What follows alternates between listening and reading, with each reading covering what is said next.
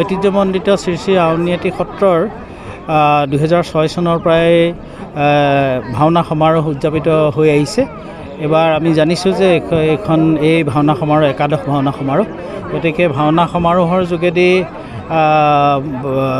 আউনীআটী সত্ৰৰ পৰা যি আয়োজিত হৈ পেলাই ৰাইজৰ মাজত বিলাই দিবলৈ বিচাৰিছে ভাওনা সমাৰোহ, তাৰ মূল কথাটোৱে হ'ল যে আধ্যাত্মিকভাৱে আৰু সামাজিকভাৱে আৰু সাংস্কৃতিকভাৱে যাতে সমাজবিলাক উদ্বুদ্ধ হয়, নৱপ্ৰজন্মৰ মাজত যাতে ভাওনা সংস্কৃতিয়ে বিশেষভাৱে এটা সুঁতি নিচিনাকৈ যাতে বব পাৰে, তাৰে তেখেতে বিশেষ চিন্তাৰে লক্ষ্য উদ্দেশ্যৰে এই ভাওনা সমাৰোহ উদযাপিত কৰি আহিছে।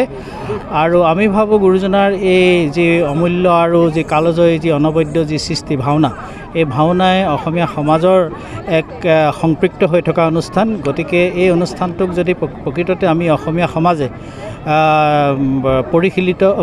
পৰিশীলন কৰি সুন্দৰভাৱে যদি আমি নিব পাৰোঁ, তেতিয়াহ'লে গুৰুজনাৰ এই অনবদ্য সৃষ্টি আমাৰ মাজত ৰৈ যাব আৰু এই অনুষ্ঠানটোৰ যোগেদি আমাৰ ব্যক্তি সমাজ সকলো পৰিশীলিত হৈ সুন্দৰ এখন সমাজ গঢ় লৈ উঠিব। সত্ৰৰ তত্বাৱধানত যি ভাওনা সমাৰোহ হৈ আছে, অসম ভাওনা সমাৰোহৰ আজি সূত্ৰধাৰ নৃত্যৰ যোগেদি শুভাৰম্ভ কৰিছে। এইটো এটা শুভ লক্ষণ আৰু বিশেষকৈ শিশুসকলৰ মাধ্যমেৰে তেওঁলোকৰ সূত্ৰধাৰৰ যি অনুভৱ, সেই অনুভৱৰ মাধ্যমেৰে যাতে নতুন প্ৰজন্মলৈও তাৰ এই ভাওনাৰ সংস্কৃতিৰ এক প্ৰভাৱিত হয়, তাৰে আশা ৰাখিম। আৰু বিশেষকৈ এইটো এটা হ'ব আউনীআটী সত্ৰৰ এইটো এক নতুন প্ৰয়াস, গতিকে সেই প্ৰয়াসক আমি ধন্যবাদ জনাইছোঁ।